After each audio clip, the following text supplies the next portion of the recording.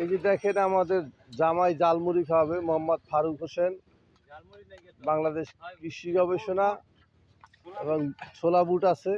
এবং আবু বক্কর ভাইয়ের দোকানে আসবেন খাওয়ার জন্য কৃষি গবেষণায়। ভূমিমারক শাখার সামনে উনি সকালে বসে। সুস্বাদু এবং পছন্দনীয় কিছু এই যে খাবার আছে, দেখেন এই যে শশা আছে, আর কি আছে বকর ভাই, সবই আছে, মানে হ্যাঁ পেঁয়াজ আছে। এই যেমন বড় ভাই আসছে খাওয়ার জন্য, অনেক দূর থেকে আসছে বড় ভাই খাওয়ার জন্য।